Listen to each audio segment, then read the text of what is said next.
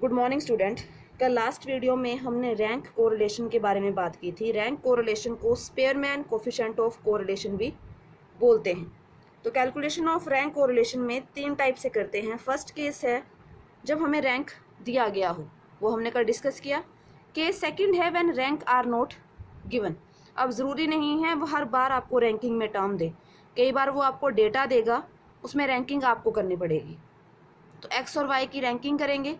Ranking में आपकी मर्जी है, चाहे तो आप स्मॉलेस्ट टू हाईएस्ट चल पड़िए या हाईएस्ट टू स्मॉलेस्ट, जैसे आपको ठीक लगता है आप रैंकिंग कर सकते हैं। रैंकिंग का मतलब जैसे मान लो हाईएस्ट नंबर है उसको 1 रैंक दे दिया, उससे कम जो है उसको 2 दे दिया, ऐसे।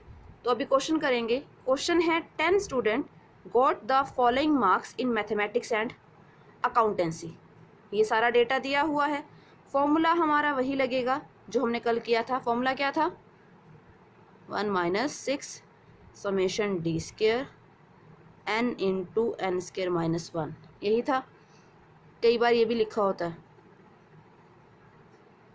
ये 1 इधर आ जाएगा माइनस में, ब्रैकेट खोल लेंगे तो n क्यूब माइनस n। तो कंफ्यूज नहीं हो जाना, दोनों का मतलब सेम है। तो क्वेश्चन स्टार्ट करते हैं। क्या दिया उन्होंने आपको? रोल नंबर और मार्क्स इन मैथमेटिक्स, तो इसको x ले लेते हैं। मार्क्स इन अकाउंटेंसी को y ले लेते हैं। रोल नंबर लिख लेते हैं।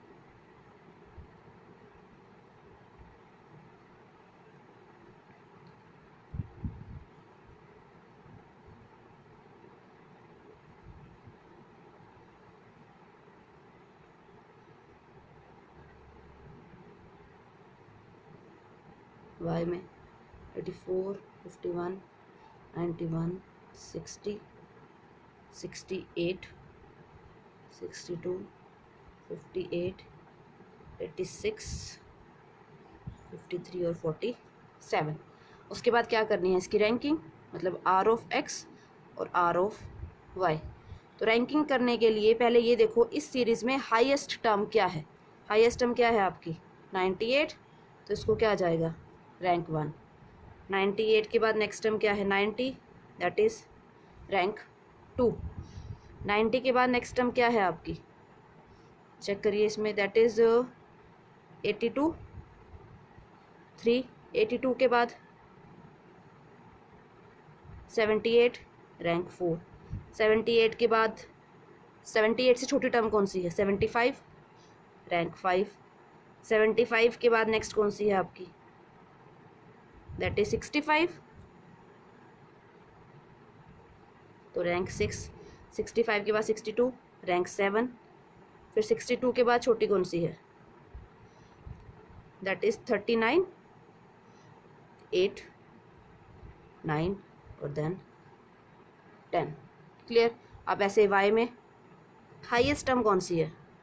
91, तो इसको रैंक 1। 91 के बाद कौन सी है? 86, 2। 86 के बाद 84, 3। 84 के बाद नेक्स्ट क्या है? 68, रैंक 4। 68 के बाद दैट इज 62, 5। फिर 60, रैंक 6। 60 से छोटी टर्म 58, 7। 58 के बाद 53, 8, 51, 9 और ये 10। क्लियर? फॉर्मूला क्या था? Rho is equal to 1 minus 6 summation D square upon n into N square minus 1। Number of term कितनी है आपकी? 10। लिख लो क्या चाहिए? D square.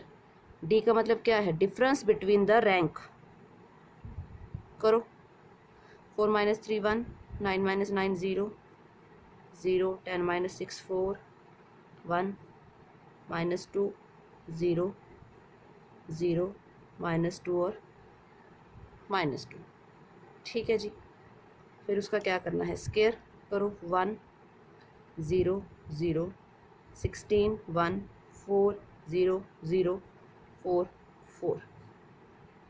फिर इसका सम 17, 18, 18 प्लस 4 22, 22 प्लस 4 26 और 30 रखो।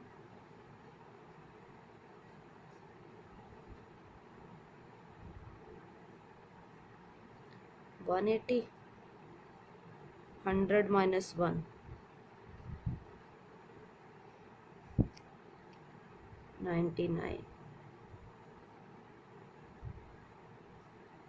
990, ये किससे कैंसिल हो जाएगा, 9 से, 9 2 18, 11,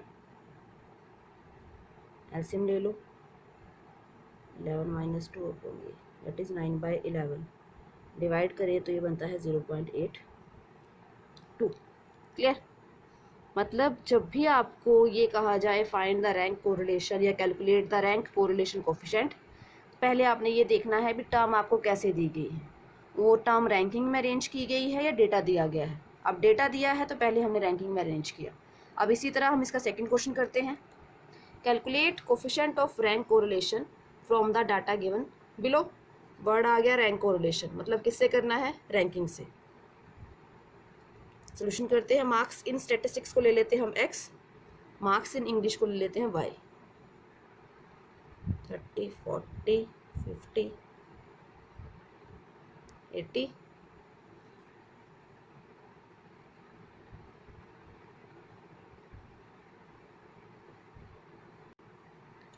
अब इसके बाद इनकी क्या करनी है, ranking. Ranking highest to lowest चले, हाईएस्ट टर्म क्या है 80, 80 के बाद 70, फिर 60, 40, 50, 40, 30 और 20। इसमें तो इजी था, टर्म पहले ऑलरेडी अरेंज थी। वाई में देखो हाईएस्ट टर्म क्या है 65, रैंक 1। 65 के बाद नेक्स्ट टर्म क्या है 45, रैंक 2। फिर 40, रैंक 3। 40 के बाद 32, फिर 30 के बाद डिफरेंस 1 माइनस 1 0 0 0 0 0। उसके बाद क्या करना है, उसका स्क्वायर करो, 1 1 0, कितना आ जाएगा 2। नंबर ऑफ टर्म कितनी है 1 2 3 4 5 6 7।